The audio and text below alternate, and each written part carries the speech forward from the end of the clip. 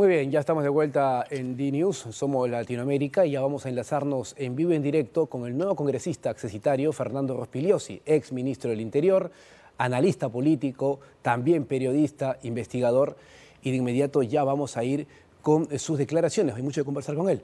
Mientras tanto, la relatora de Naciones Unidas sobre la independencia de jueces y abogados, Margaret Satterthwaite, se declaró preocupada ante la moción de una comisión del Congreso del Perú que pide la remoción del Jurado Nacional de Justicia, ente que por constitución es autónomo. Ojo con eso, el pronunciamiento de la ONU se da al día siguiente de la aprobación a la moción que próximamente se tendrá que debatir en el Congreso de la República Peruana.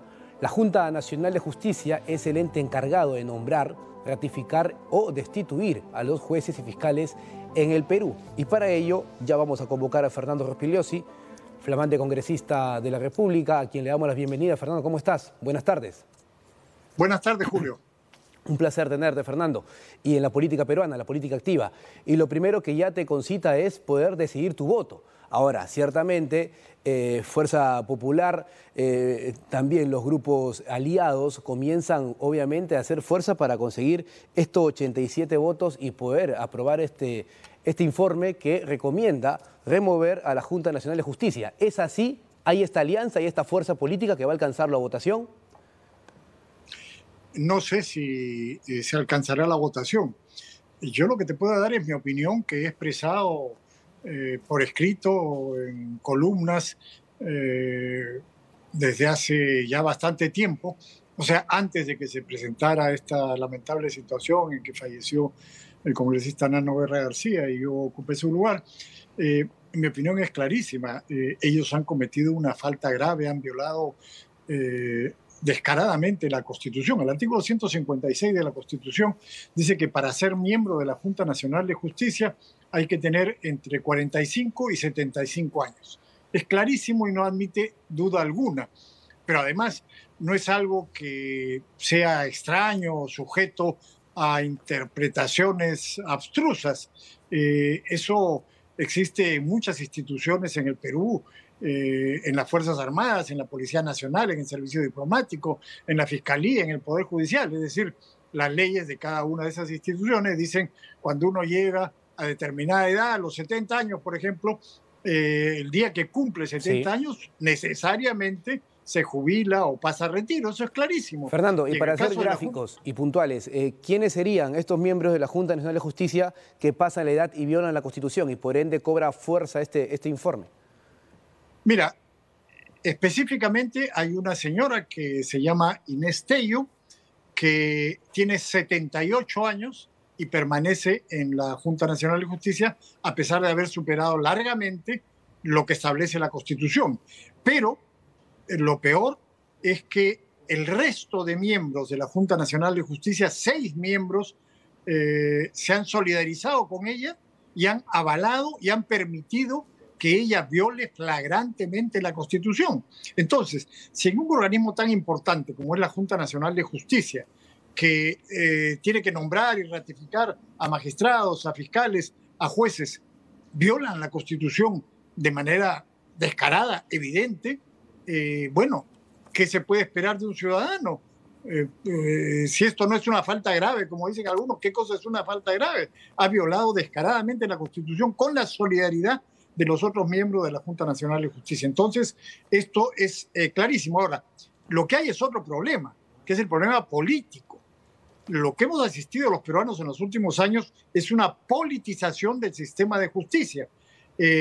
Martín Vizcarra, cuando fue presidente de una suerte de golpe, no solamente disolvió ilegalmente el Congreso, sino también dio un golpe y liquidó el organismo anterior a la Junta Nacional de Justicia, que se llamaba Consejo Nacional de la Magistratura, que fue precisamente destituido y destruido por el Congreso de aquel entonces. O sea, esto también liquida la discusión si el Congreso puede o no hacer eso. El anterior organismo, el que ha reemplazado la Junta de Justicia, el Consejo Nacional de la Magistratura, fue destituido por el Congreso anterior y no solamente destituido, sino liquidado.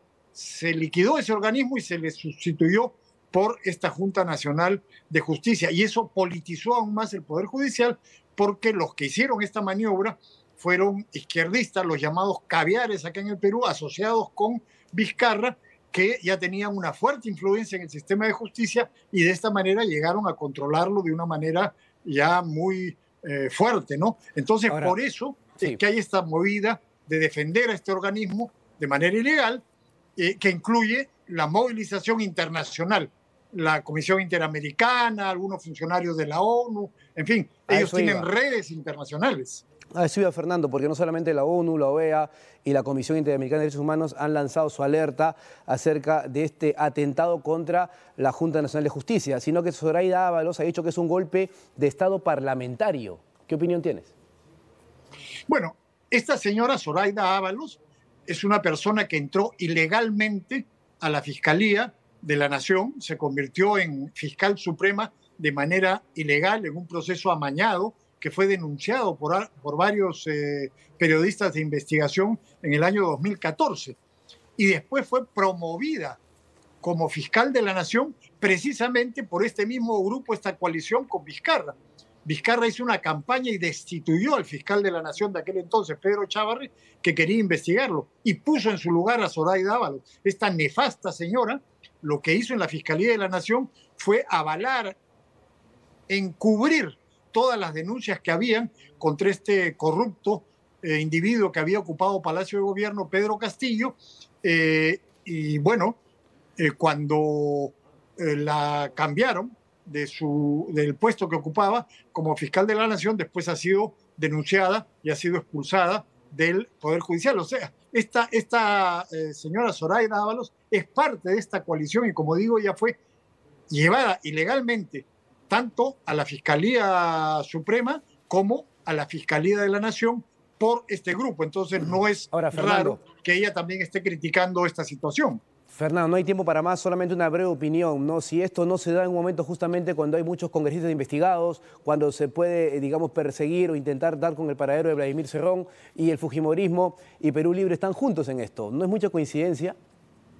No, en el Parlamento hay 13 grupos, entonces está completamente fragmentado, no es que esté aliado este con el otro, no, eso no es cierto. Las alianzas y las votaciones van cambiando como ocurre en todos los congresos, pero aquí hay 13 grupos. Entonces, lo que sucede es que hay una politización del sistema judicial y esto tiene que ser corregido y cambiado. Pero además el Congreso no va a nombrar a los reemplazantes en el caso de que se les cambie, si no hay accesitarios que ya están elegidos, ya están nombrados y que serían los que reemplacen. Entonces, no es que el Congreso va a capturar la Junta Nacional, eso es falso, esa es una de las tantas mentiras que ellos están difundiendo. Muy bien.